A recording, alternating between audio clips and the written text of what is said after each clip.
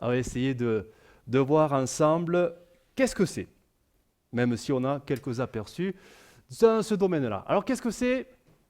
Si on devait être, mais très simple, une synthèse de tout ce message, ça serait, c'est le règne. Voilà, le mot, c'est ce mot le plus important, c'est celui-là, terrestre. Parce qu'en fait, Jésus, il a toujours régné. Bah oui, mais il a toujours régné où? Voilà. Son passage sur terre a été très court, 3 ans et demi. Et il a été rejeté. Donc il n'a pas pu instaurer son règne. Mais il va revenir, et là, il va instaurer son règne terrestre, bien sûr, et qui durera 1000 ans. D'où le mot millénium, qui veut dire, bien sûr, période de 1000 ans. Alors, je vais lire quelques textes qui nous présentent un peu tout cela. Je vais me déplacer sur l'estrade, on verra. Ça va, ça passe. Voilà. Apocalypse 20. Puis je vis descendre du ciel un ange qui avait la clé de l'abîme et une grande chaîne dans sa main. Il saisit le dragon, le serpent ancien, qui est le diable et Satan. Il le lia pour 1000 ans. C'est le millénium, le temps du millénium. Il le jeta dans l'abîme, ferma et scella l'entrée au-dessus de lui, afin qu'il ne séduise plus les nations jusqu'à ce que les 1000 ans soient accomplis. Après cela, il faut qu'il soit délié pour un peu de temps. Et je vis des trônes, et à ceux qui s'y assirent furent donnés le pouvoir de juger.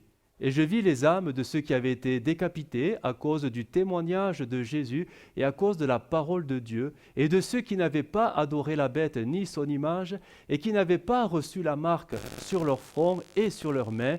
Ils revinrent à la vie, et ils régnèrent avec Christ pendant 1000 ans. C'est très important ce qu'on lit là. Il y a 2 catégories de ressuscités qui ne concernent en rien l'Église. Les autres morts ne revinrent point à la vie jusqu'à ce que les 1000 ans soient accomplis. C'est la première résurrection. Heureux et saints ceux qui ont part à la première résurrection. La seconde mort n'a point de pouvoir sur eux, mais ils seront sacrificateurs de Dieu et de Christ, et ils régneront avec lui pendant 1000 ans. L'Église n'a pas un rôle d'être sacrificateur. Non, l'Église, et c'est l'épouse. On ne fait pas travailler la dame. Non. Il y a les serviteurs. Christ est le roi, l'Église est la reine, et il y a les serviteurs, les sacrificateurs au service, donc, du Seigneur.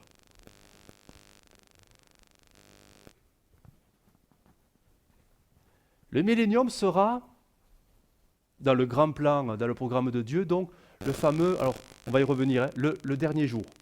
Le dernier jour du programme de Dieu sur la terre actuelle telle que nous la connaissons, parce que nous savons qu'à la fin, elle sera détruite. Hein. Donc c'est le dernier acte, le dernier jour. Osée 6. Ce sont des textes qu'on ne lit pas souvent. Hein. Les petits prophètes, généralement. Tout juste si on sait nommer les petits prophètes. Mais ça existe. Hein. Et pourtant, ils nous disent des choses intéressantes sur le millénium. Allons, revenons vers le Seigneur. C'est lui qui nous a blessés. Il nous guérira. C'est lui qui nous a frappés. Il soignera nos plaies. Il nous rendra la vie. Alors là, ça devient intéressant. Après 2 jours, le 3e jour, il nous relèvera et nous vivrons devant lui. Alors, reconnaissons le Seigneur comme Dieu, cherchons vraiment à le connaître. Sa venue est sûre comme la venue du matin.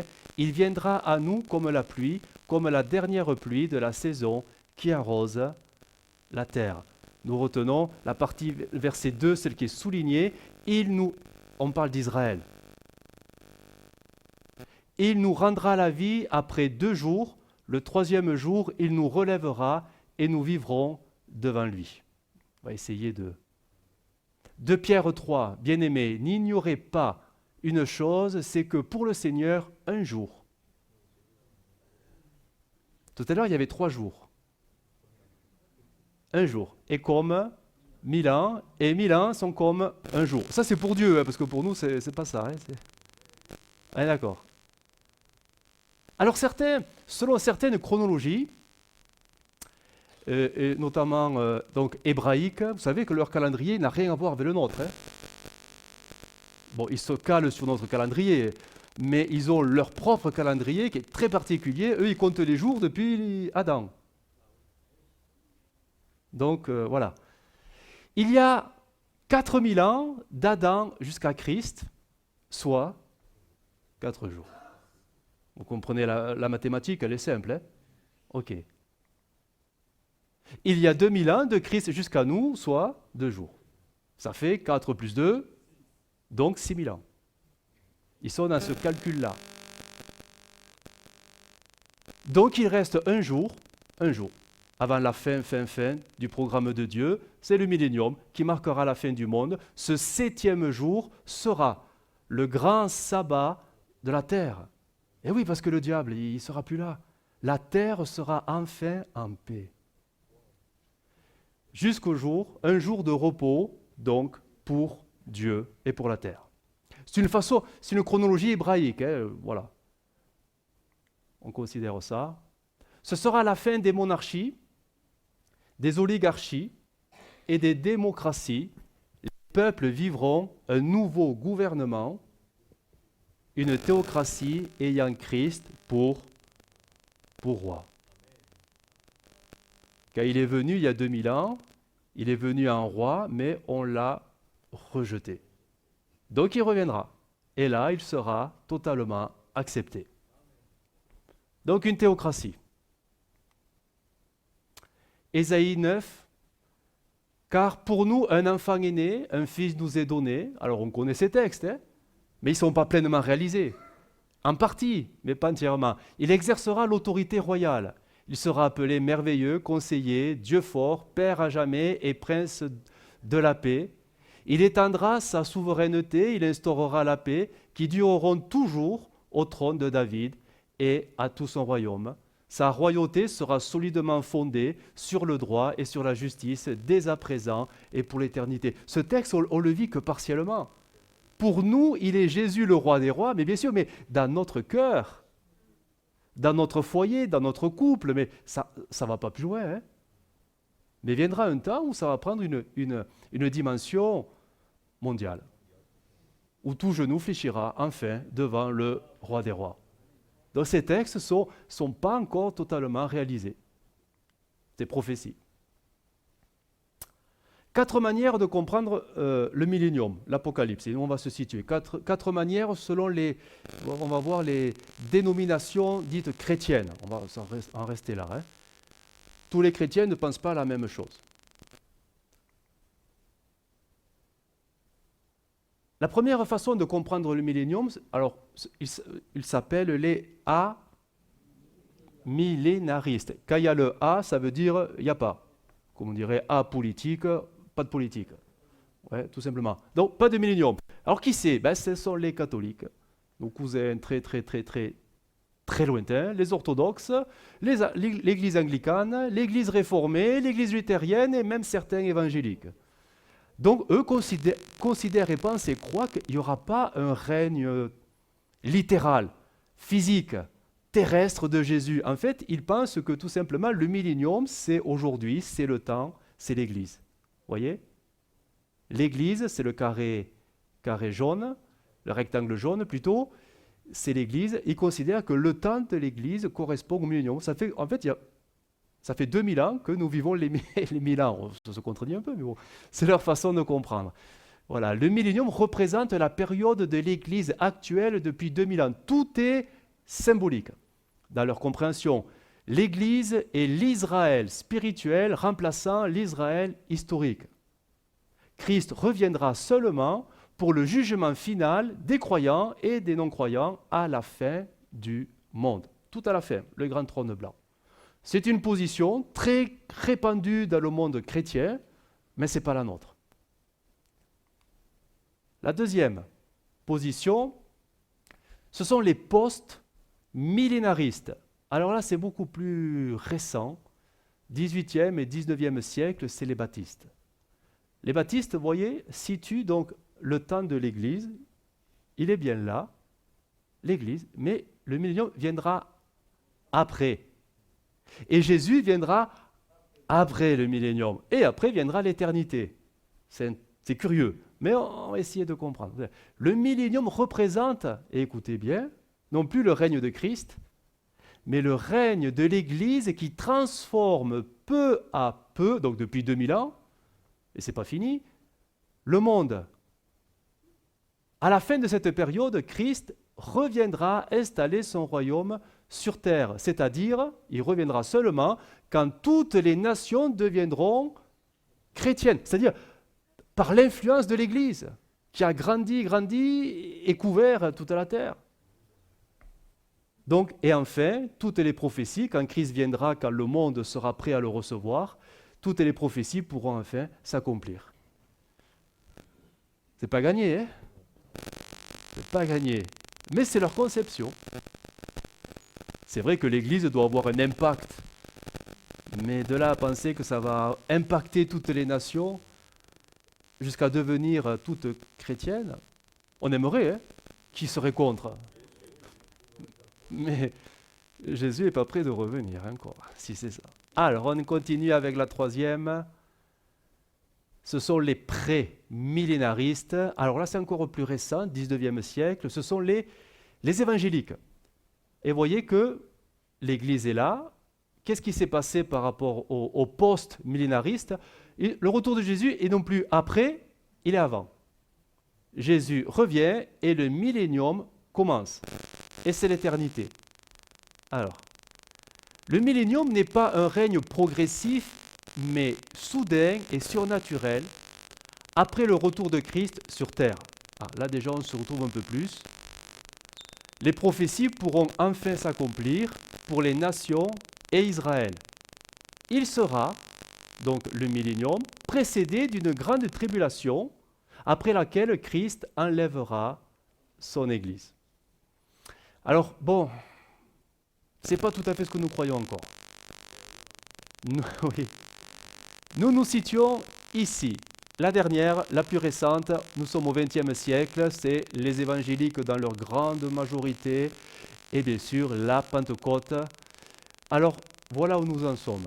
L'Église mystère. L'Église mystère, parce qu'en fait, c'est dans le plan de Dieu, ça n'a jamais été révélé. C'est ce que disait l'apôtre Paul, j'ai reçu la connaissance du mystère caché de toute éternité, je vous l'annonce, c'est l'Église. Tout simplement, c'est l'Église. Donc l'Église est là. L'Église sera à un moment donné enlevée. Ça nous rassure. Suivra l'Antichrist qui va déclencher la grande tribulation, qui elle-même s'arrêtera 7 ans après avec le retour de Jésus sur la terre avec l'Église pour vaincre l'Antichrist et le faux prophète. Et le millénium s'ouvre sur la terre. Voilà notre doctrine à la matière. Nous sommes donc des dispensationalistes. C'est nous. C'est pas une maladie, rassurez-vous, ça va. C'est-à-dire, le terme est très particulier, ça vient de dispensation. Une dispensation, c'est une période de temps dans laquelle Dieu agit. Et chaque dispensation, Dieu agit différemment. Même si lui ne change pas, sa manière d'agir est différente. Quand Dieu, exemple, la loi était un temps de dispensation. Quand Dieu agissait au travers de la loi, c'est différent quand il agit aujourd'hui au travers de la grâce. Parce que c'est une autre dispensation. Et quand viendra le millénium, ça sera une autre dispensation. Ce qu'il faisait pendant la grâce, il ne le fera plus, il fera autre chose pendant le millénium. Vous voyez? Et il y en a 7 en tout, 7 dispensations. Depuis Adam jusqu'à l'éternité, il y en a 7. Bon, c'est un autre sujet. Donc nous sommes là, les dispensationalistes, c'est nous. Le millénium concerne avant tout donc Israël et non pas l'Église. Là, ça c'est bon. C'est une approche très littérale, voire fondamentaliste, des prophéties. Christ enlèvera son Église pour s'occuper d'Israël en le restaurant et en accomplissant toutes les promesses de l'Ancien Testament, qui n'ont pas encore été, bien sûr, accomplies. Là, nous parlons de l'alliance avec Abraham et de l'alliance avec David, essentiellement. Dieu s'est engagé et Dieu n'a pas encore accompli ces promesses-là. Et il le fera pendant le temps du millénium. De toute manière, il n'y a pas d'autre temps parce qu'après la Terre n'existe plus. Donc, c'est là ou jamais. Hein. Alors, quel est le fondement biblique du millénium maintenant? Sur quoi ça s'appuie? C'est le jour du Seigneur, promis dans toute l'Écriture. Quand vous lisez dans la Bible, dans l'Ancien Testament, un peu dans le Nouveau, chaque fois que l'expression jour du Seigneur apparaît, en fait, ça fait référence à ça, à cette période où Dieu va pouvoir manifester, où Jésus va pouvoir manifester et accomplir toutes ses promesses. Quand on a ça en arrière-plan, on ne lit plus la Bible pareil. Parce que déjà, rien que le jour du Seigneur, dans notre conception, le jour du Seigneur, c'est le dimanche. Dans la Bible, c'est pas ça, hein, mais du tout, ça n'a rien à voir. Alors, jour du Seigneur. Alors, quelques textes. 2 Thessaloniciens 2, 1. Pour ce qui concerne l'avènement de notre Seigneur Jésus-Christ, donc son retour, et de notre réunion avec lui, nous vous prions, frères, de ne pas vous laisser facilement ébranler dans votre bon sens et de ne pas vous laisser troubler, soit par quelque inspiration, soit par une parole ou par une lettre qui semblerait venir de nous, comme si le jour du Seigneur était déjà là. C'est-à-dire le règne de Christ. Le règne de Christ était déjà... Non, il n'est pas là et ce n'est pas maintenant qu'il va arriver. Joël 2, l'Éternel fait entendre sa voix devant son armée, car son camp est immense et l'exécuteur de sa parole est puissant, car le jour de l'Éternel, jour du Seigneur de l'Éternel, c'est pareil, est grand, il est terrible, qui pourra le soutenir? Là, on ne parle pas de l'enlèvement de l'Église, ça n'a rien à voir. Sophonie 1,14, le grand jour de l'Éternel est proche. Il est proche, il arrive en toute hâte, le jour de l'Éternel fait entendre sa voix et le héros pousse des cris amers. Ce jour est un jour de fureur, un jour de détresse et d'angoisse, un jour de ravage, un jour de destruction. Il faut comprendre ce qui va se passer, on va le voir en détail. Hein. Un jour de ténèbres et d'obscurité, un jour de nuées et de brouillard, un jour où retentiront la trompette et les cris de guerre contre les villes fortes et les tours élevées. Malachie 4.1, car voici le jour vient, ardent comme une fournaise, tous les hautains et tous les méchants seront comme du chaume, le jour qui vient les embrasera, dit l'Éternel des armées, il ne leur laissera ni racines ni rameaux, mais pour vous, qui craignez mon nom, se lèvera le soleil de la justice et la guérison sera sous ses ailes. On parle d'Israël, qui est tourmenté, persécuté par les nations. Vous sortirez et vous sauterez comme les veaux d'une étable, et vous foulerez les méchants, car ils seront comme de la cendre sous la plante de vos pieds, au jour que je prépare, dit l'Éternel des armées.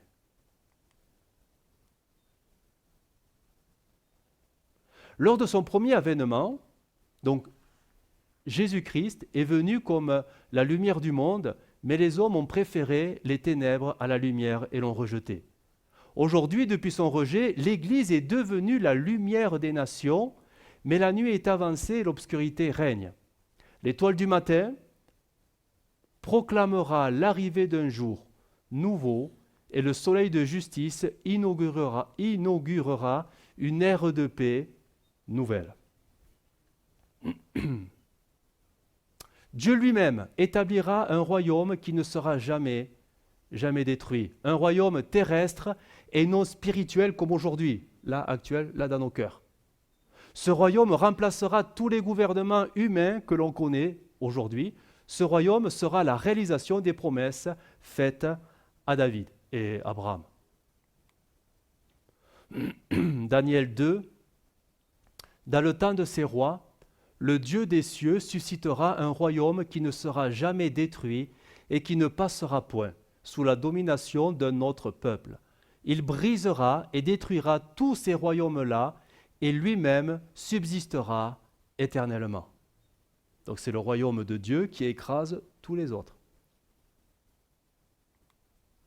Daniel 7, on lui donna la domination, la gloire et le règne, et tous les peuples, les nations et les hommes de toute langue le servirent.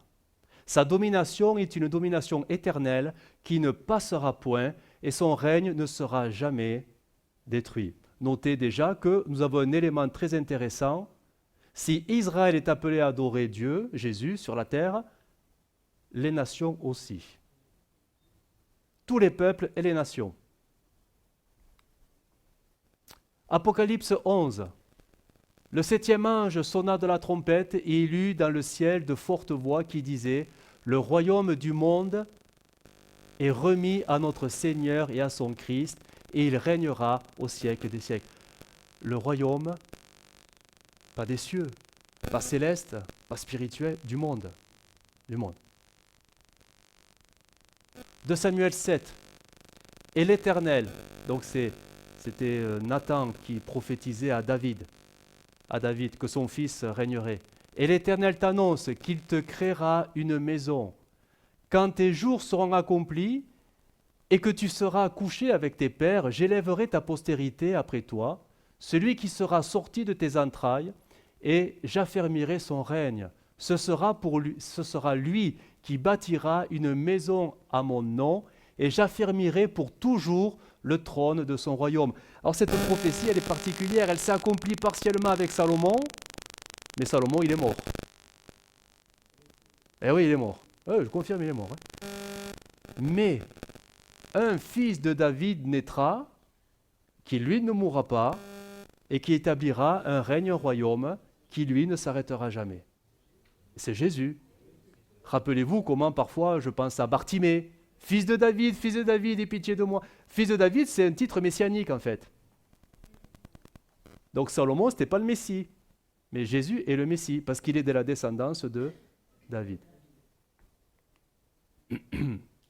Jérémie 33. Voici ce que je dis, moi le Seigneur, est-ce que vous pouvez briser mon accord avec le jour et avec la nuit? Est-ce que vous pouvez empêcher le jour de suivre la nuit et la nuit de suivre le jour? Sûrement pas. Eh bien, l'alliance que j'ai établie avec mon serviteur David ne peut pas être brisée non plus. C'est pourquoi il y aura toujours à Jérusalem quelqu'un de sa famille pour être roi. Alors, quand on lit ça, on ne peut rien dire. C'est Dieu qui s'engage et Dieu le fera. Jésus est donc le fils de David appelé à régner selon la promesse. Alors, quand commencera le millénium? On va essayer de rentrer dans quelques détails. Ça, c'est le dessin qu'on a vu dimanche. Vous arrivez à situer? On va dire qu'on est là. Bientôt. Il faut bien sûr qu'il se passe les fameuses 5 prophéties que nous attendons. Le conflit de Gog au Moyen-Orient, qui suscitera une coalition de 10 royaumes pour faire face à ce chaos maintenant dans le Moyen-Orient. De ces rois, de ces 10 rois, va émerger une corne, un des rois qui va prendre le pouvoir sur les autres, et c'est lui qui va venir confirmer cette alliance de paix et de sécurité avec Israël, c'est ici. C'est l'Antichrist, il est là. Mais nous, on est là, on part, parce qu'à ce moment-là, c'est l'ouverture des sceaux, et la terre, elle est frappée par des fléaux qui vont s'intensifier de plus en plus. Là, c'est les commencements. C'est les commencements du jugement du monde. C'est les douleurs de l'enfantement, pour reprendre les termes de Jésus. Et après, c'est les 7 trompettes. Alors là, ça devient difficile. Et après, c'est les 7 coupes. Là, ça devient catastrophique. Mais l'Église ne peut pas vivre cette période de tourment, parce que le sort de l'Église n'est pas de vivre les jugements des nations, tout simplement. Donc elle est enlevée. Mais sur la terre, il se passera donc tous ces événements. L'Antichrist donc, qui apparaît, période de paix, il s'assoit sur le trône, le temple, il profane le temple, c'est la persécution ouverte pendant 3 ans et demi. Et là, c'est le conflit d'Armageddon. L'Antichrist, le faux prophète sont jetés en enfer. C'est-à-dire que l'Église qui est partie, elle sera là-haut dans le ciel, et elle va assister, elle participe. Rappelez-vous de la scène avec l'Apocalypse 3D que nous faisons. le trône de l'agneau et les 24 vieillards. Mais c'est qui les vieillards? C'est l'Église. Et les vieillards, ils font quoi pendant que l'agneau est en train d'ouvrir les sceaux? Qu'est-ce qu'ils font? Ils adorent, ils prosternent. Et ils sont sans cesse en train de dire, tu es juste dans tes jugements. En vrai, ça veut dire, allez, continue, vas-y, fais-le, parce que manière, ils sont allés trop loin. Hein. Et ils adorent. Et ça va durer, même pendant les 7 ans de tribulation, où on va voir tout simplement que les 24 vieillards sont toujours là. Alors, jugement des nations, mariage de l'agneau, on va le voir en détail, parce que quand Jésus revient, il faut qu'il soit marié. Parce que c'est ici, on va le voir en détail, qu'il y aura les noces de l'agneau. On va voir que le mariage de Jésus n'a rien à voir avec le mariage à l'occidental. C'est un mariage du Moyen-Orient, avec des étapes très particulières qui font que ça prend un temps assez long. Hein. Ce n'est pas comme nous, une après-midi, voilà, on est mariés, ça y est, et c'est fini. Non, non. Donc il faut que Jésus soit marié pour qu'il vienne sur la terre. On va le voir. Hein. Et c'est là, quand il revient sur la terre avec l'Église, que Israël va se repentir. En fait, ils reconnaissent celui qu'ils ont percé. Jésus va délivrer donc Israël de la grande tribulation en jetant donc dans les temps de feu l'Antichrist et le faux prophète. Et là, il y a quelque chose qui apparaît, c'est une prolongation. Et ça, c'est vraiment ça. Prolongation de 75 jours. C'est Daniel 12, 11, 12. On va le lire, hein, parce que c'est juste après que le millénium va commencer et que le diable sera lié. On va y revenir. Daniel 11, regardez. En fait, tout est écrit, mais on lit tellement vite. Depuis le moment où l'on fera cesser le sacrifice perpétuel et où l'on installera l'abominable profanation, s'écouleront 1290 jours. Okay. Heureux celui qui atteindra et qui parviendra. Et là on se dit, mais qu'est-ce que c'est ça? C'est nouveau? Le 1335e jour. Tiens, on ne l'avait pas vu venir celui-là. Qu'est-ce qui se passe? Qu'est-ce que Daniel il nous fait? En fait, c'est simple. 1260 jours, c'est 3 ans et demi. On sait qu'il y a 2 périodes égales. Vous rajoutez 75 et vous avez 1335. C'est QFD, c'est mathématique. Sauf que Daniel, lui, il présente le calcul un peu différemment. C'est pour ça que j'ai mis 2 lignes. Si le résultat est 1135, la période qui a été nommée, ce n'est pas 1260, c'est 1290. 1260 plus 1290, donc combien il manque-t-il de jours pour arriver à 1135? 45. Alors là, ça se dit aussi, bon, d'accord. Alors, quel est le bon calcul? Peu importe. Ce qui est sûr, c'est qu'il y a un rajout de 75 jours. Que ce soit ça ou ça, il y aura une période de prolongation de 75 jours avant que le millénium commence et juste après la fin de la grande tribulation. Je vous ai perdu ou pas? C'est bon? Très bien, vous êtes motivés, alors ça va. Mais qu'est-ce qui va se passer pendant ces 75 jours? Un nouveau temple. Et oui, le 3e, vous savez, celui qui va être ici, là. Ici, et que l'Antichrist va profaner. Ben, là, en fait, tout est un peu détruit. Hein. C'est la guerre hein, en Israël. Il n'y a plus rien. Un nouveau temple apparaît. Et on va voir que ce n'est pas les hommes qui vont le bâtir, c'est le roi lui-même. On va le voir. Il va se passer quelque chose d'assez étonnant, c'est que Jésus va faire son entrée triomphale. Souvenez-vous, quand il a voulu la faire la première fois, on a dit non, il n'était pas le roi des rois, il était assis sur un ânon. Et on lui a dit, mais fais taire tes disciples, là, Hosanna, Hosanna. Et ils n'étaient pas contents, les pharisiens. Ils ne l'ont pas reconnu comme étant le roi qui fait l'entrée dans la ville de Jérusalem. Mais là, il va le faire pour de vrai, et là, ça va être différent. Il va rentrer par la fameuse porte orientale, mais pas la porte orientale actuelle. La nouvelle porte orientale du nouveau temple qui sera là. On va le voir, il y a des images, rassurez-vous. Il y aura le jugement des nations. Ne pas confondre avec le jugement du monde. Là, c'est la terre qui est frappée. C'est la terre. C'est des cataclysmes, c'est les tremblements de terre, c'est des météorites qui tombent, c'est la pluie de sang, c'est les eaux qui deviennent amères. Souvenez-vous, rappelez-vous de tout ça. Les nations, c'est les gens. Les gens vont être jugés, on va le voir en détail, pour savoir qui va pouvoir rentrer dans le millénium et qui ne rentrera pas dans le millénium. Tout le monde ne meurt pas ici. Ici, on sait qu'il y a 1/3 de la population de la Terre qui va mourir. C'est énorme, hein? 1/3. Mais les autres, les 2/3, ils sont vivants, hein? Vont-ils rentrer dans le millénium de leur vivant? Certains oui, certains non. Qui va le déterminer? Le Seigneur. C'est donc le jugement des nations. Il y aura aussi, j'ai loupé là, j'ai mis un point d'interrogation parce que les textes le disent, mais c'est vrai que moi j'ai toujours pensé que le tribunal de Christ serait là-haut. Sauf que les textes disent que c'est après. Mais ça, je ne l'avais jamais vu, certainement que vous non plus, mais on va le voir aussi. Et il y aura le festin des noces.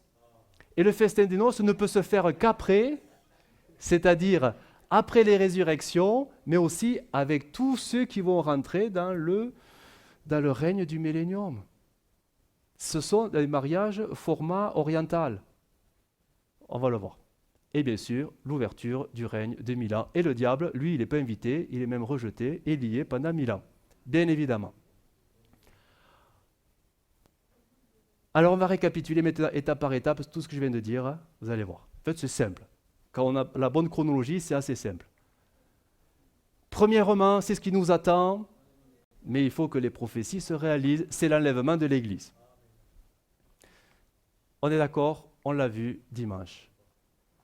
Le mariage de l'agneau et de l'épouse, c'est là-haut dans le ciel. On est d'accord, c'est le mariage, c'est l'union. Alors, le mariage de l'agneau se déroulera comme un mariage juif au temps du Ancien et Nouveau Testament, c'est-à-dire en 4 étapes.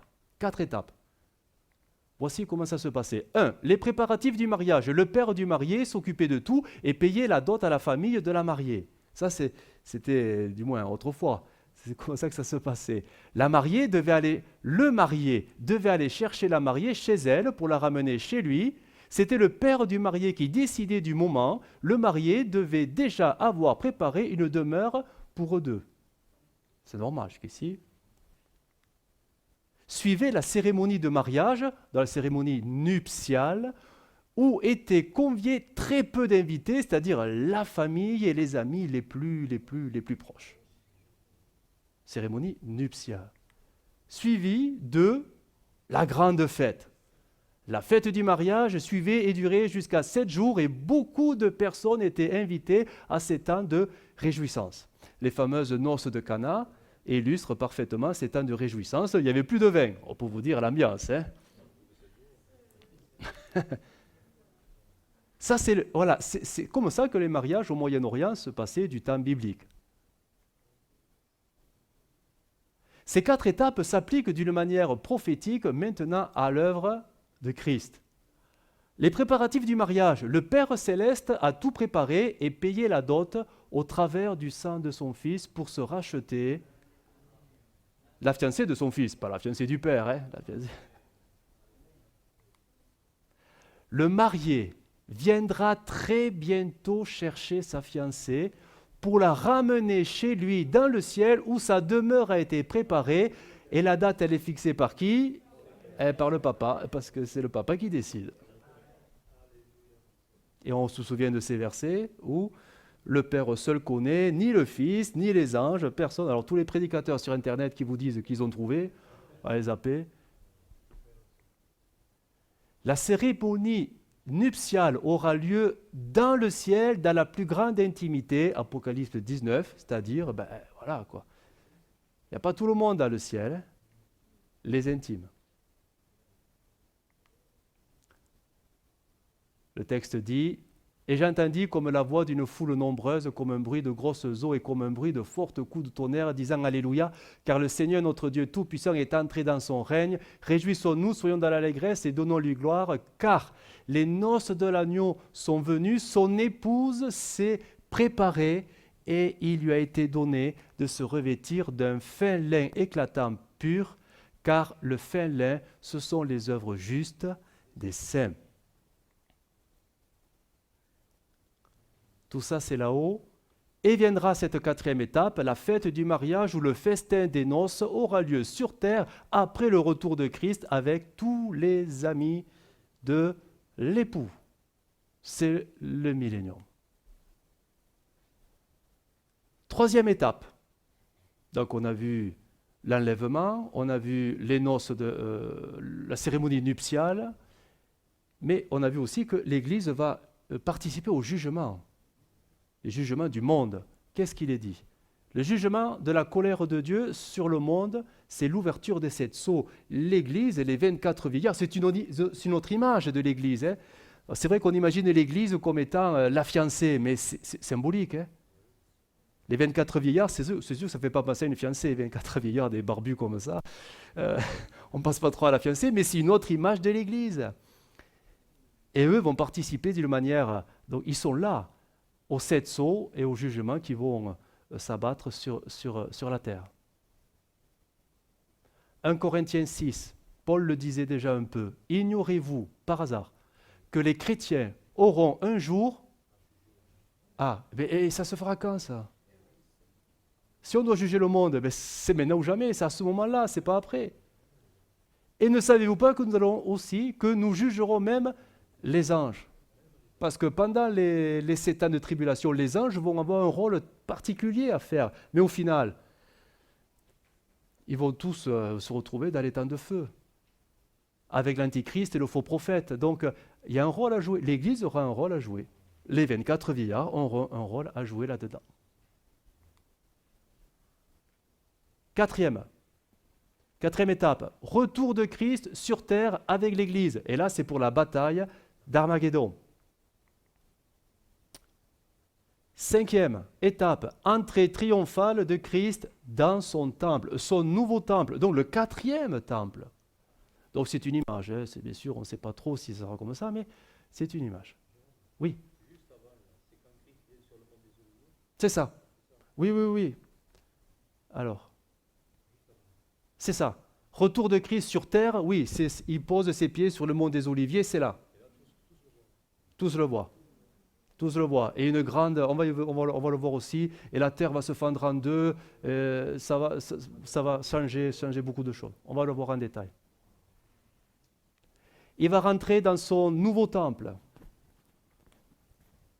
Et c'est là que certainement les jugements, plutôt les récompenses seront données à chacun selon leur œuvre. Parce que l'Église, c'est l'Église. Je veux dire, elle est fiancée, elle est unie, son éternité, elle est scellée. Mais on ne sera pas tous récompensés au même niveau, parce qu'après, c'est selon les œuvres de chacun. Et la Bible le dit que même si on est tous sauvés et on fait tous partie de l'Église, il y aura quand même des récompenses différentes. Regardez Matthieu 16, 29. « Car le Fils de l'homme doit venir dans la gloire de son Père avec ses anges. » Mais c'est quand ça? C'est pas quand nous on monte, c'est quand lui descend. Et alors, il rendra à chacun selon ses œuvres. Ou parole de vie, alors il récompensera chacun selon ses actions. Donc, à quel moment on va dire, ceux qui ont la foi vont recevoir des récompenses? À quel moment? En fait, il n'y a que là. Il n'y a que le tribunal de Christ. Il n'y a que là. On a d'autres textes. 1 Corinthiens 4. Ne jugez donc pas avant le temps. Attendez que le Seigneur revienne. Il mettra en lumière tout ce qui est caché dans les ténèbres. Il dévoilera les intentions véritables qui animent les cœurs. Alors chacun recevra de Dieu la louange qui lui revient. Donc on parle bien de l'Église. Et on parle bien de, pas nous qui montons, mais lui qui revient. Un autre texte, 1 Corinthiens 3. En effet, la nature de chaque ouvrage paraîtra à la pleine lumière et le travail de chacun sera estimé à sa juste valeur. Et regardez, le jour du Seigneur. Oui, mais c'est quoi le jour du Seigneur? C'est le millénium. C'est là. mettra en évidence, c'est-à-dire le règne terrestre de Christ, mettra en évidence ce que chacun aura construit, car il apparaîtra comme un brasier ardent. Le feu éprouvera la valeur du travail de chaque chrétien et en manifestera donc la nature. Et 1 Pierre 5, 4, quand le chef des bergers paraîtra, vous recevrez la couronne de gloire qui ne perdra jamais sa beauté. Septième, on revient sur la terre, jugement des nations. Alors c'est quoi ce jugement des nations qui concerne donc les 2/3 de l'humanité qui n'a pas péri lors du conflit d'Armageddon? Ça fait du monde, hein? Eh bien c'est lui, c'est ce texte-là. Lorsque le Fils de l'homme viendra dans sa gloire avec tous les anges, donc ça, voilà, on est clair, ça situe un peu. Il s'assiera sur le trône de sa gloire, le trône de David. Toutes les nations seront assemblées devant lui. On n'est pas dans le ciel, le trône blanc, c'est rien à voir. Hein. Il séparera les uns d'avec les autres, comme le berger sépare les brebis d'avec les boucs, et il mettra les brebis à sa droite et les boucs à sa gauche. En fait, c'est les nations. Alors le roi dira à ceux qui seront à sa droite, venez, vous qui êtes bénis de mon Père, prenez possession du royaume. On ne parle pas de l'Église là, hein, du royaume qui vous a été préparé dès la fondation du monde. Ensuite, il dira à ceux qui seront à sa gauche, retirez-vous de moi, maudits, allez dans le feu éternel qui a été préparé pour le diable et pour ses anges. C'est le grand tri en fait. L'humanité sera jugée de son vivant. C'est les vivants. Certains seront envoyés dans l'étang de feu de leur vivant. Ils ne vont pas mourir, aller dans le séjour des morts et attendre la résurrection. Non, non, il y aura un tri, et c'est le Seigneur qui le fera. Et donc ceux de la droite, il leur dira, prenez possession du royaume terrestre, et les autres, vous êtes rejetés, tout simplement. Alors sur quelle base ce jugement se fera? Si on lisait tout le texte, il est dit que vous m'avez donné à manger, etc., vous m'avez visité, vous avez fait ceci, vous avez fait cela. On s'aperçoit que nous sommes dans une nouvelle dispensation. Le Seigneur ne fera pas comme il faisait pendant la grâce. Rappelez-vous, parfois le Seigneur jugeait des personnes bonnes alors qu'ils n'avaient pas encore reconnu Jésus Sauveur et Seigneur. Je pense à Corneille. Rappelez-vous Corneille. Vous voyez Corneille, acte 10? Il ne connaît pas Jésus. Et pourtant, Dieu dit de lui, et Dieu a donné cette révélation à Pierre au travers d'un ange, c'est un homme bon, juste et droit. Pourtant, c'est un païen, mais il fait de bonnes actions. Et il prend soin du peuple de Dieu. Et Dieu donc le qualifie de c'est un bon. Ça sera sur ce critère-là. On pense, attention, on pense que Dieu jugera l'humanité, pas sur le critère de la foi comme pendant la grâce, mais sur le bien et le mal qu'ont fait les gens. On ne sait pas. On ne sait pas, on verra. Christ jugera les survivants parmi les nations, donc le tiers de l'humanité a été décimé pendant Armageddon. Il ouvrira les portes du millénium à ceux qui ont été trouvés, donc ça c'est Dieu qui en jugera, plutôt le Seigneur, trouvés dignes et jettera en enfer les autres. En jugé digne. Et viendra la 8e étape, donc le festin des noces de l'agneau. Enfin, il était temps. Les noces de l'agneau, alors qu'est-ce qui va se passer? Alors il y aura du monde, parce qu'il y aura les amis de l'époux. C'est le temps de la résurrection des croyants de la tribulation. Tous les croyants de la tribulation, ça dure 7 ans. Tous ces croyants-là, donc c'est Israël, c'est aussi les nations, ils vont ressusciter parce qu'ils sont morts, persécutés à cause de la foi. Ils vont ressusciter. Mais ils vont ressusciter également, il ne faut pas les oublier, les saints de l'Ancien Testament. Et vont ressusciter, ou plutôt, et viendra plutôt avec eux dans les noces de l'agneau, avec l'épouse et les amis de l'époux. Et tout ce beau monde se réjouira dans le nouveau royaume terrestre du Seigneur. Matthieu 8, ainsi, je vous le déclare déjà, et regardez, c'est écrit là en fait, hein. Des gens viendront en foule de l'Est et de l'Ouest et prendront place à table avec Abraham, Isaac et Jacob au grand festin dans le royaume des cieux. Ce texte dit qu'en fait, il y aura les nations et il y aura Israël qui vont partager un même repas à un moment donné. Qu'est-ce que ça peut être si ce n'est les noces de l'agneau? Apocalypse 19, version Darby, et il me dit, écrit, bienheureux ceux qui sont conviés, ou d'autres versions, invités au banquet des noces de l'agneau. Et comme je dis, mais l'Église ne peut pas être invitée aux noces de l'agneau. On n'invite pas la mariée. C'est elle qui a préparé. On ne l'invite pas. Elle d'office, elle est là, quoi. Alors maintenant, le millénium par rapport à Christ lui-même.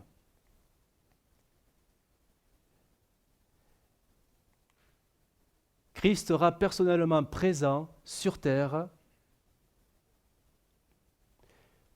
et sera assis sur le trône de David. Son règne sera une paix et une justice universelle jamais connue donc jusqu'à présent. Et pour cause, parce que le diable n'est plus là.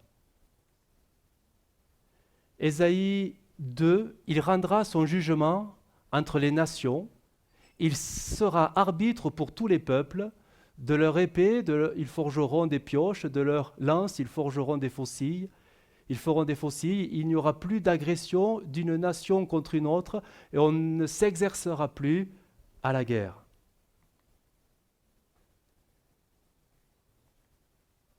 Jérusalem deviendra la capitale mondiale où régnera Christ. Toutes les nations y viendront pour l'adorer. Zacharie 14, à partir de ce jour-là, ceux qui seront encore en vie dans les peuples qui ont combattu contre Jérusalem, donc ceux qui sont encore en vie, donc le tiers est péri dans les 2 tiers et dans les survivants, dont on parle d'eux, iront chaque année, donc ils sont rentrés dans le millénium parce qu'ils ont été jugés dignes d'y participer, iront chaque année dans cette ville, donc Jérusalem. Là, ils feront quoi? Ils adoreront le Seigneur, le roi de l'univers, et ils célébreront la fête des huttes ou des cabanes. Si l'un des peuples de la terre ne va pas à Jérusalem pour adorer le Seigneur, le roi de l'univers, la pluie ne tombera pas sur son pays. C'est une sanction en fait, hein.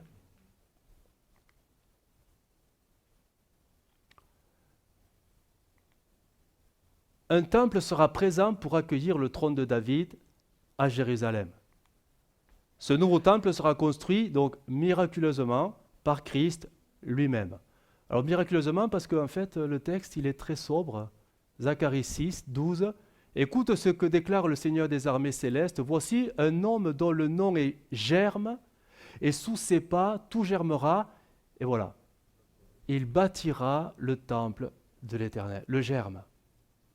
Il bâtira le temple éternel. Donc c'est Jésus.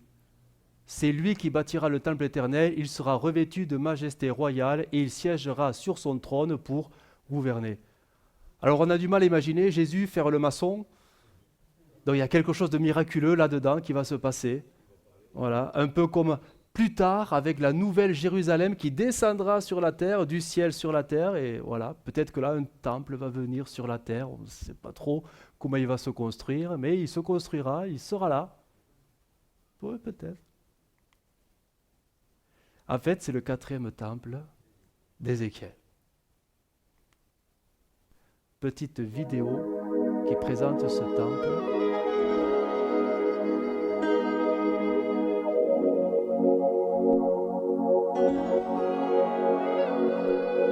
Voilà, selon les mesures du livre d'Ézéchiel.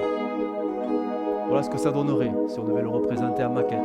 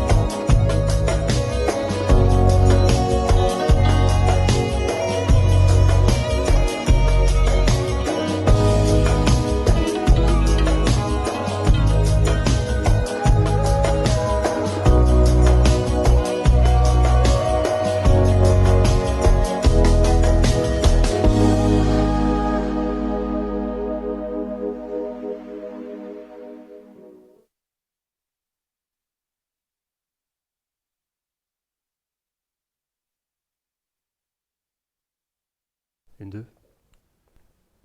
Donc voilà, une représentation donc du temple.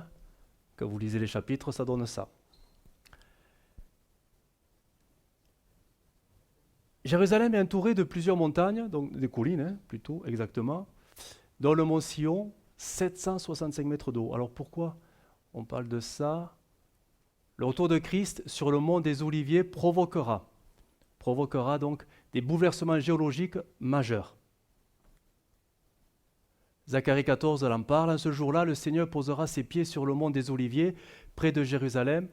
Du côté du Levant, le mont des Oliviers se fendra d'est en ouest en deux parties. Une immense vallée se creusera entre les deux. Une moitié du mont reculera au nord, l'autre moitié au sud.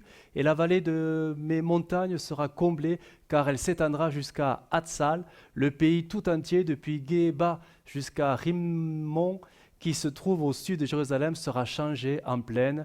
Jérusalem sera surélevée sur place. Donc il va se passer quand même des choses un peu étonnantes au retour de Jésus.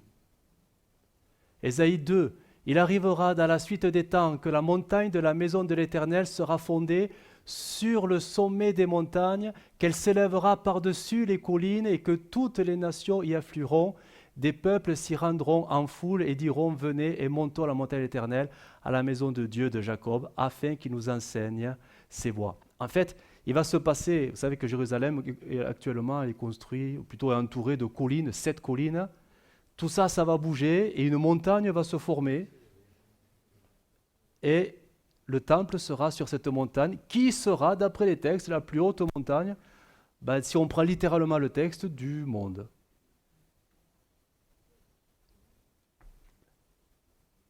Cette montagne devient la plus haute du monde, sera le lieu qui accueillera la future maison de l'Éternel, dont le 4e temple d'Ézéchiel. Voici une image. Donc là, on est au sommet. Donc, il ne faut pas imaginer une montagne en pointe.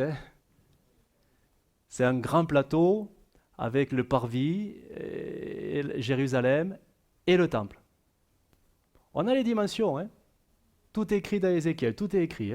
45, donne les mesures. Alors un espace carré en son sommet, donc la plus haute montagne du monde, avec un plateau là-haut, 75 km sur 75. Vous voyez la surface du plateau de la plus haute montagne du monde. Jérusalem se situera en son centre, 15 sur 15. Ouais. Et le temple aura une superficie de 1 km, 1,5 km². Quand même, rien à voir avec les mesures des temples qu'il y a eu autrefois, de Salomon et même du 3e, rien à voir, ça prend des proportions. Mais là, je veux dire, le monde va être bouleversé, donc la configuration, tout va changer. Ézéchiel 43, la gloire de l'Éternel entra dans le temple par la porte orientale. L'Esprit m'enleva et me transporta dans le parvis intérieur. La gloire de l'Éternel remplissait le temple. Il me dit: fils de l'homme, c'est ici le lieu de mon trône, le lieu où je poserai mes pieds et où j'habiterai pour toujours et au milieu des Israélites. C'est ici la loi du temple qui se trouve au sommet de la montagne. Son territoire tout autour est très saint. Oui, telle est la loi du temple. Donc c'est une nouvelle dispensation. Il ne faut plus raisonner en termes de la grâce. C'est vraiment quelque chose de nouveau. De nouveau. Et le Seigneur habitera au milieu de son peuple, Israël. Avec l'Église, L'Église, elle suit son époux. Le million par rapport à l'Église, maintenant. L'Église régnera avec Christ, là jusqu'ici, Elle siégera avec Christ sur son trône. Ça, c'est donné à personne d'autre qu'à l'Église. À celui qui vaincra, je le ferai asseoir. C'est l'Église. Et bien voilà, Apocalypse 3. Je le ferai asseoir avec moi sur mon trône, comme moi j'ai vaincu et me suis assis avec mon Père sur son trône. 1 Corinthiens 6. Ignorez-vous par hasard que les chrétiens auront à juger le monde? Donc, savez-vous pas que nous jugerons même les anges. Donc nous sommes destinés, donc je relis le texte, on l'avait déjà lu, donc à un trône, à un jugement à exercer. De Timothée, si nous persévérons, nous régnerons aussi avec lui. Si nous le renions, lui aussi nous reniera. Mais on est appelé à régner avec lui. Avec lui. Rien n'est dit sur la nature de ce règne sur terre. Nous savons seulement que nous serons revêtus de corps glorifiés comme Jésus. On va faire un peu extraterrestre, hein? C'est curieux de dire ça, mais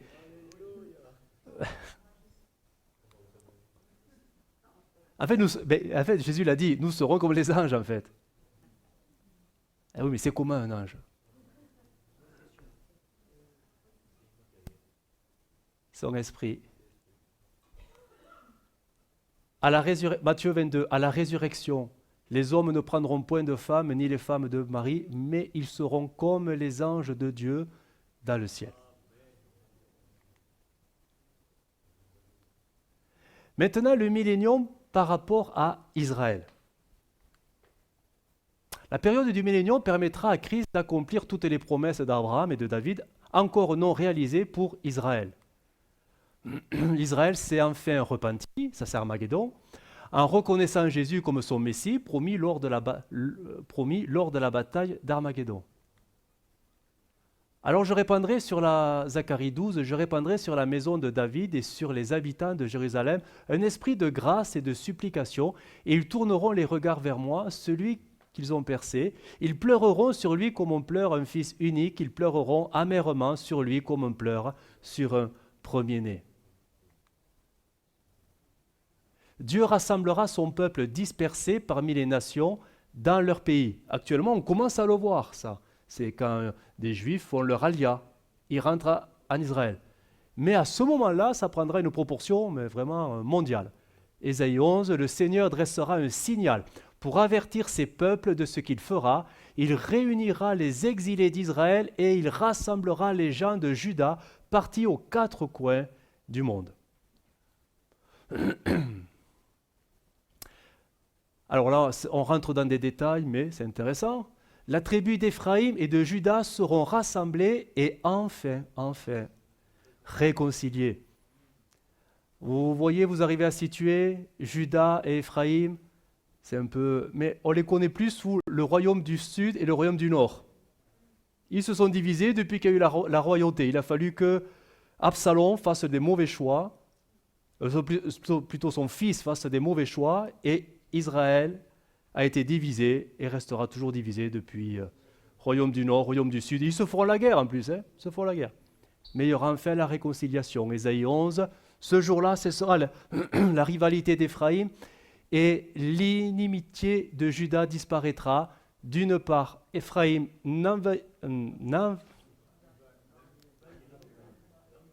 n'enviera plus Juda, et d'autre part, Juda ne sera plus l'ennemi d'Éphraïm.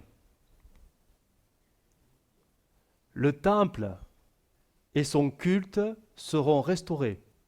C'est Ézéchiel 37. Mon serviteur David sera leur roi, et ils auront tous un seul berger. Ils suivront mes ordonnances, ils observeront mes lois et les mettront en pratique.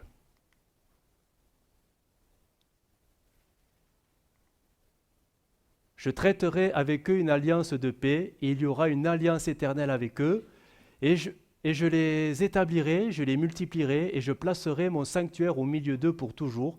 Ma demeure sera parmi eux, je serai leur Dieu, ils seront mon peuple. Et les nations sauront que je suis l'Éternel qui sanctifie Israël, lorsque mon sanctuaire sera pour toujours au milieu d'eux. Zacharie 14, alors là on rentre dans les conceptions des sacrifices. Toutes les marmites qui sont à Jérusalem et dans le pays de Juda seront consacrées au Seigneur de l'univers.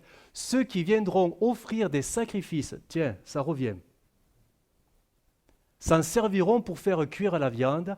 Quand ce jour arrivera, il n'y aura plus de commerçants dans le temple du Seigneur de l'univers. Donc des sacrifices vont revenir. Le pays promis à Abraham sera définitivement donné à Israël. Ézéchiel 37, ils habiteront le pays que j'ai donné à mon serviteur Jacob et qu'ont habité vos pères, ils y habiteront, eux, leurs enfants et les enfants de leurs enfants à perpétuité, et mon serviteur David sera leur prince pour toujours. Israël deviendra le peuple témoin auprès des nations. Zacharie 8, de même que vous avez été à malédiction parmi les nations, maison de Juda et maison d'Israël, de même je vous sauverai et vous serez en bénédiction, bien sûr, auprès des mêmes nations. Zacharie 8, des peuples étrangers venant de nombreuses villes arriveront de nouveau à Jérusalem. Les habitants d'une ville diront aux habitants d'une autre ville, venez, nous partons prier le Seigneur de l'univers et chercher sa présence. Ils répondront, nous y allons aussi. Oui, des peuples nombreux et puissants viendront à Jérusalem chercher ma présence et me prier. Je le dis, à ce moment-là, 10 étrangers parlant chacun une langue différente saisiront un juif par son vêtement et lui diront, nous voulons aller avec vous. En effet, nous avons appris que Dieu est avec vous. Israël deviendra le peuple témoin de Christ qui, alors entre guillemets, parce que ce n'est pas tout à fait ça, parce qu'on le verra tous, on ne parle plus de foi là, parce qu'on verra Jésus, évangélisera les nations pendant cette période de 1000 ans. Parce que pendant ces 1000 ans, il y aura la population qui va à nouveau grandir, il y aura des bébés, il y aura des enfants, et donc pendant 1000 ans, ça en fait du monde à amener au Seigneur. Le millénium pendant maintenant par rapport aux nations. Après le jugement des nations, Armageddon, elles se tourneront et se repentiront devant Jésus le Messie. On ne parle plus d'avoir la foi pour croire, c'est pour ça, nouvelle dispensation en Jésus, parce qu'en fait, mais tous le verront physiquement.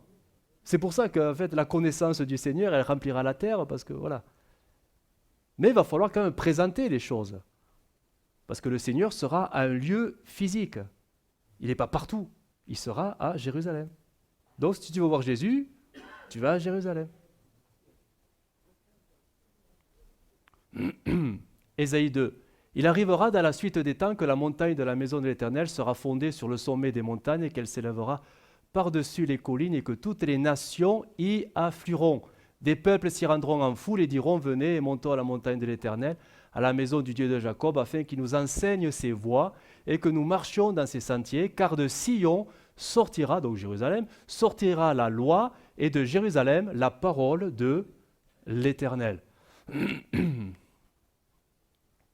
Les nations monteront chaque année, là ça devient précis, à Jérusalem pour adorer Jésus. Zacharie 14, tous ceux qui resteront de toutes les nations venues contre Jérusalem monteront chaque année pour adorer le roi, l'Éternel des armées, et pour célébrer la fête des tabernacles. Zacharie 8, les habitants d'une ville diront aux habitants d'une autre ville, venez et nous partons prier le Seigneur de l'univers et chercher sa présence. Ils répondront, nous y allons aussi. Oui, des peuples nombreux et puissants viendront à Jérusalem chercher ma présence et me prier. Des multitudes naîtront parmi les nations et auront besoin d'être, alors voilà, entre guillemets, évangélisées. Toutes ces générations qui n'auront pas connu Armageddon. Ésaïe 66, il n'y aura plus de bébé qui ne vit que quelques jours. Les adultes ne mourront pas avant d'être vieux. Le plus jeune mourra à 100 ans et mourir avant 100 ans sera considéré comme une malédiction. Donc là aussi, il y aura des bouleversements. Zacharie 8, voici ce que dit l'Éternel, le Maître de l'univers.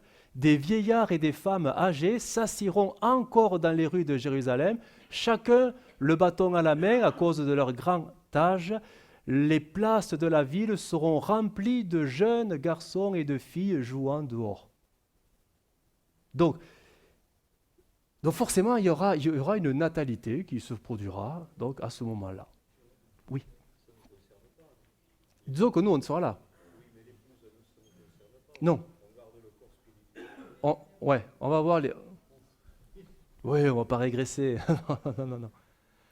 Pendant le millénium, les nations monteront à Jérusalem pour adorer et célébrer donc 2 fêtes de l'Éternel. Avant, il y en avait, souvenez-vous, il y en avait 7. Les 7 fêtes de l'Éternel. Là, maintenant, il n'y en a plus que 2.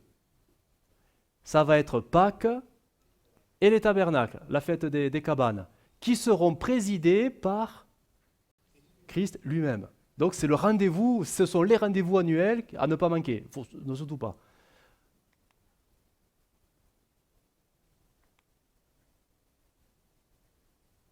Les sacrifices reprendront leur place dans le nouveau temple. Ils seront, alors, et là il faut comprendre, parce que l'œuvre de Jésus, elle est parfaite, il n'y a rien à rajouter, hein, mais ils seront un peu dans ce style-là, comme un mémorial pour la mort du Messie. En fait, comme nous célébrons un peu, j'ai mis l'exemple tout simplement, hein, tous les dimanches, on ne recrucifie pas le Christ comme certains le font dans leur cérémonie, mais on se commémore au travers de la Sainte Seine. Ça sera pareil. Ça sera à peu près la même chose, tout simplement.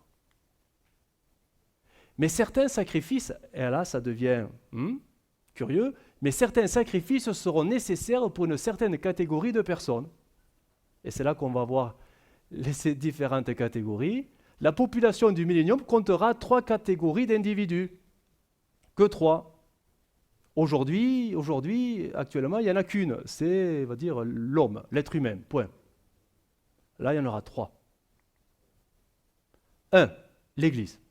Mais oui, c'est une catégorie vraiment mise à part parce que nous aurons corps glorifié. Et on va nous voir, on va être lumineux comme le soleil, c'est des extraterrestres, hein, mais sur la terre.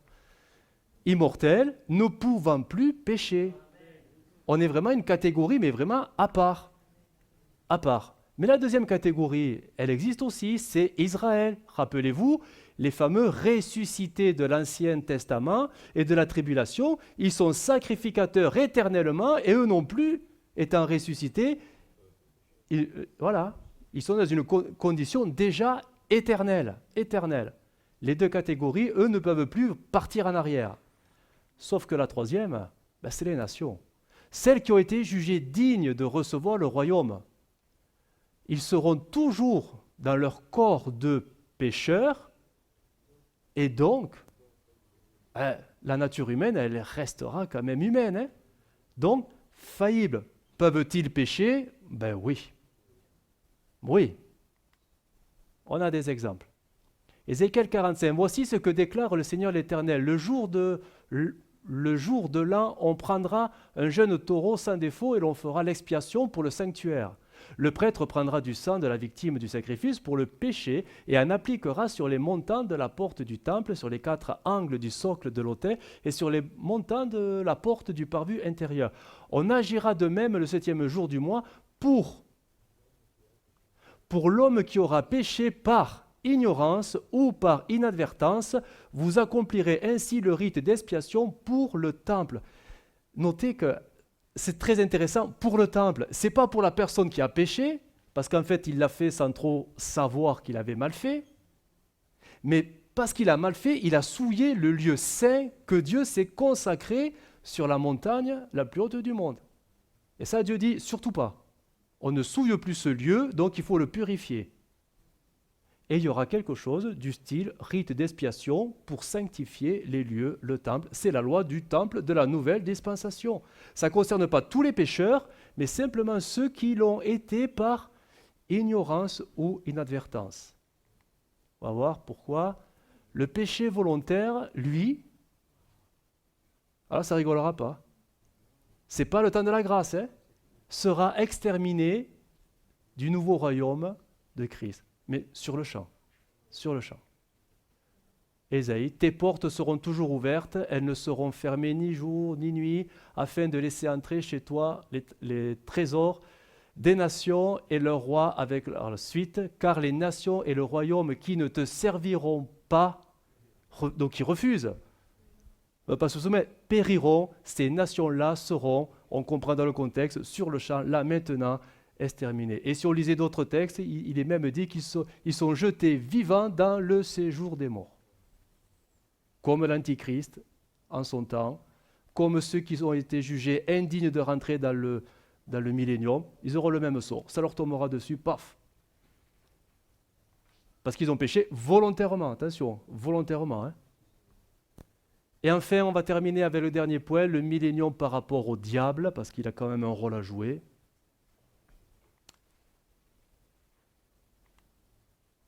Apocalypse 20, puis je vis un ange descendre du ciel, il tenait à la main la clé de l'abîme et une énorme chaîne. Et il se saisit du dragon, de ce vieux serpent qui n'est autre que le diable ou Satan. Il le maîtrisa et l'enchaîna pour 1000 ans. Il le précipita dans l'abîme qu'il ferma au-dessus de lui en y apposant des scellés. Ainsi le dragon ne pourra plus égarer les peuples avant le terme des 1000 ans. Après cela, il doit être relâché pour un peu de temps. La défaite d'Armageddon marquera la fin de son règne pendant 1000 ans, rendu impuissant. Donc, il ne séduira plus les hommes, les poussant au péché. Donc, en fait, le pécheur, c'est celui qui pêche vraiment volontairement. Il ne peut pas dire que c'est à cause de... Attends, on va y arriver. Voilà. Nous pouvons, et c'est vrai, on ne peut pas imaginer, nous pouvons difficilement nous rendre compte du changement que cela produira dans la vie de l'homme. Cela n'enlèvera en rien à sa nature humaine, pécheresse, mais réduira, et ça on a du mal à l'imaginer, mais réduira considérablement les tentations à commettre toute espèce de mal. L'homme restera faillible, mais il n'y a plus le tentateur qui le pousse. Et ça on a du mal à l'imaginer parce qu'on vit avec ça. Donc le coupable sera vraiment coupable, malheureusement. Les hommes garderont leur libre arbitre et pourront donc encore pécher contre Dieu. Zacharie 14, il arrivera que tous ceux qui subsisteront de toutes les nations qui seront venus attaquer Jérusalem monteront tous les ans se prosterner devant le roi, le Seigneur des armées célestes, et pour célébrer la fête des cabanes. Si l'un des peuples de la terre refuse, on a lu le texte dans une autre version, refuse de monter jusqu'à Jérusalem pour adorer le roi, le Seigneur des armées célestes, il doit manquer un mot, il ne recevra pas de pluie. S'il refuse. Et si les Égyptiens ne montent pas, oui, s'ils refusent de venir, ils subiront aussi la plaie dont l'Éternel frappera tous les peuples, qui ne montera pas pour célébrer la fête des cabanes. Ce sera la peine du péché de l'Égypte et celle de toute nation qui ne montera pas pour célébrer la fête des cabanes. Donc, c'est possible encore de mal faire, hein? Du moins pour les nations. Les nations, hein?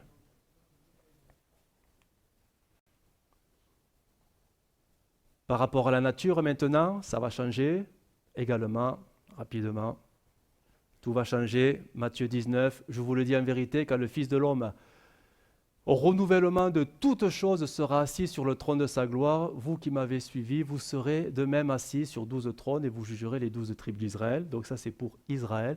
Mais au renouvellement de toutes choses. Ce sera la renaissance de la création.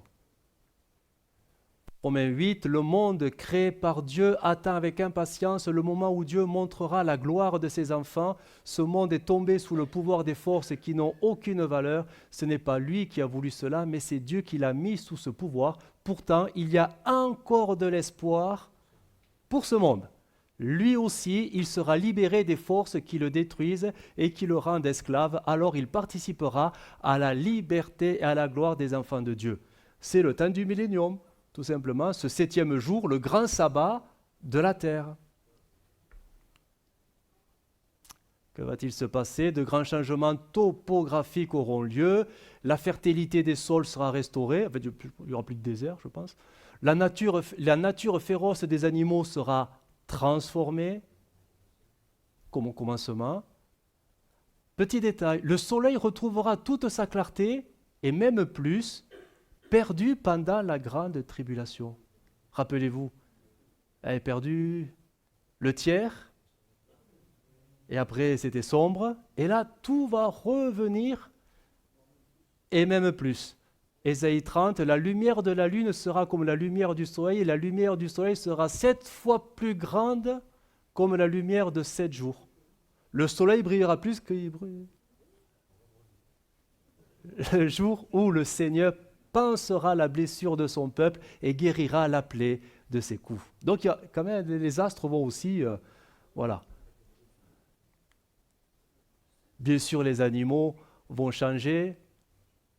Le loup habitera avec l'agneau, le léopard se couchera près du cabri, le veau et le jeune lion mangeront ensemble, un petit garçon les conduira, la vache et l'ours mangeront dans le même champ, leurs petits auront le même abri, le lion mangera de l'herbe sèche comme le bœuf, le bébé jouera sur le nid du serpent et le petit garçon pourra mettre la main dans la cachette de la vipère. Ça, il faut le faire au millénium, mais pas avant. Hein. Pas avant, surtout pas avant. Il n'y aura plus ni mal ni violence sur toute la montagne sainte du Seigneur. La condition de l'homme sera changée malgré leur nature pécheresse qui, elle, demeure. Hein. L'homme fidèle verra sa vie considérablement prolongée jusqu'à la fin. Alors après, ça dépend de comment il vivra, hein, parce qu'elle peut être écourtée, mais elle peut aller très loin, jusqu'à la fin du millénium. Alors ça aussi, c'est mystérieux, hein. L'homme infidèle, lui, connaîtra la mort comme jugement de Dieu. On a lu les textes. La maladie, forcément, diminuera grandement avec la diminution du péché. C'est forcément lié. Ésaïe 33 nous dit « Aucun habitant de Jérusalem ne dira... » C'est intéressant, hein, on va l'habiter là-bas. Hein. Le peuple de cette ville recevra le pardon de ses fautes. Donc, hein, ouais. Les hommes et les femmes continueront à avoir des enfants et repeupleront la terre. Pour conclure, la Bible présente cette période comme une période de grande joie et de bonheur. Oui, on peut le dire. Ce sera une période de grande prospérité et sécurité matérielle. D'ailleurs, plus de guerre, plus tout ça. Hein. La terre sera remplie de la connaissance de l'Éternel comme la mer couvre le fond des mers. Les relations humaines, tant individuelles qu'entre les nations, seront paisibles. Il n'y aura plus de violence ni de guerre. L'Église régnera aux côtés de l'époux, assise sur son trône. Ça, c'est nous. Israël servira le Seigneur comme peuple sacrificateur à Jérusalem. Et les nations seront au service d'Israël comme les Lévites.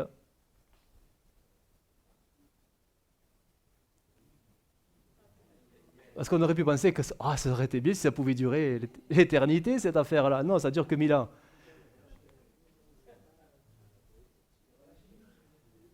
Et là, il est vraiment, vraiment en colère. Et il sera relâché. Lorsque les 1000 ans seront écoulés, Satan sera relâché de sa prison. Sitôt sorti, il recommencera à séduire les peuples et les entraîner dans l'erreur. Il ira rassembler les nations des 4 coins du monde qui ont ils ont leur libre arbitre quand même. Ils peuvent faire le bien comme le mal. Sauf que là, il y a maintenant le tentateur qui les pousse. Donc, 4 coins jusqu'à Gog et Magog pour les conduire au combat en troupes innombrables, merci, comme le sable au bord des mers. Elles parcoururent toute la surface de la terre pour aller assiéger le camp des saints et la ville bien-aimée, mais Dieu fit tomber du ciel un feu fulgurant qui les foudroya.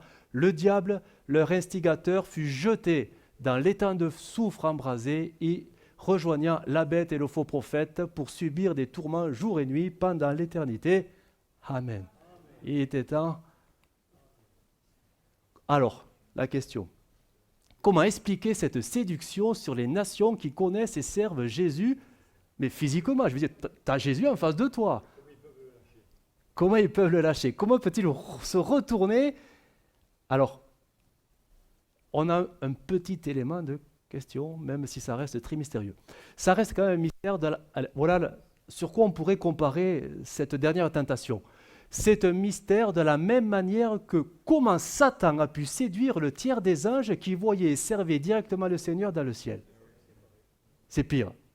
Donc s'il arrive à faire le max, Bon, des hommes faillibles, c'est plus facile quand même. Mais ça reste mystérieux quand même. Mais c'est vrai que les anges étaient tous au début au service de Dieu. Et il a réussi à les détourner. Il est quand même fort, hein, le bonhomme. Hein.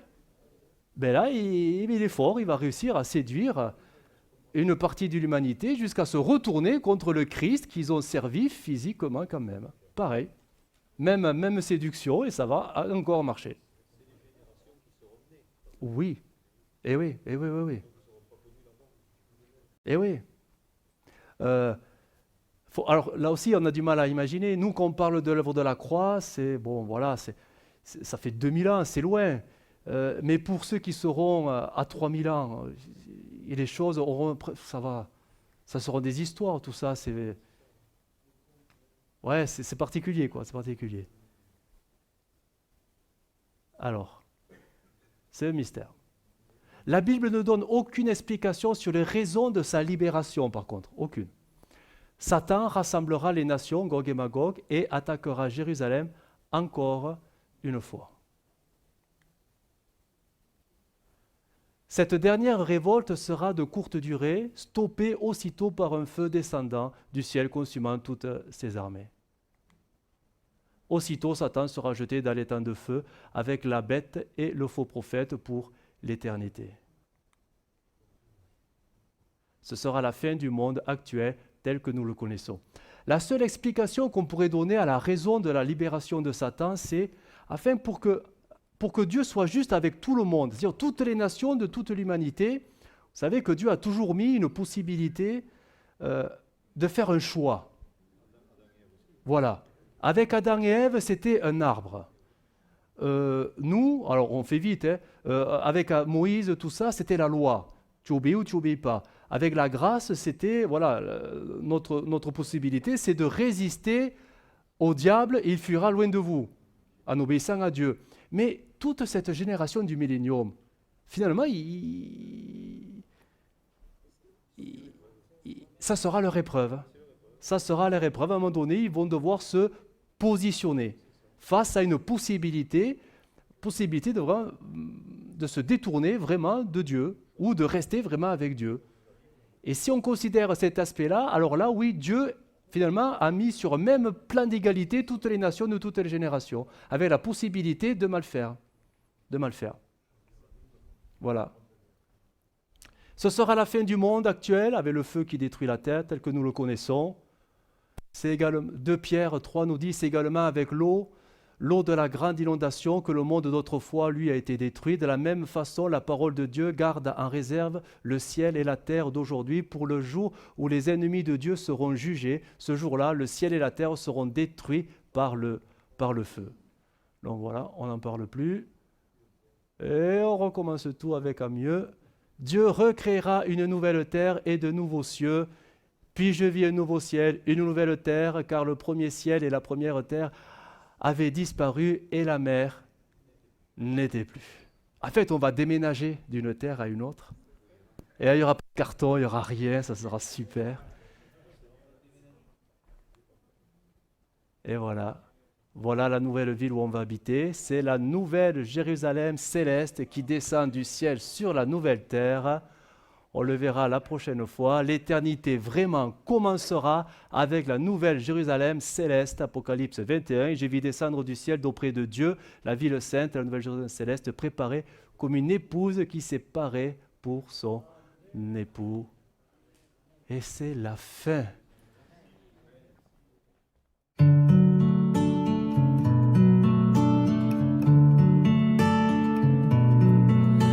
Well, I heard there was a secret chord that David played and it pleased the Lord.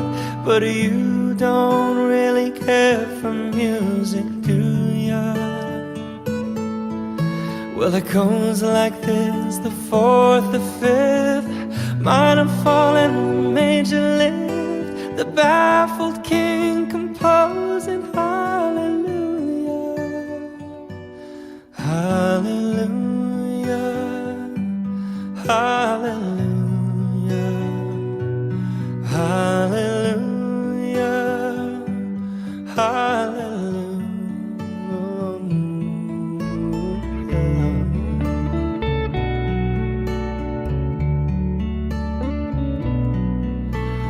faith was strong, but you needed proof. You saw her bathing on the roof. Her beauty in the moonlight overthrew you. She tied you to her kitchen chair. She broke your throat and she cut your hair in front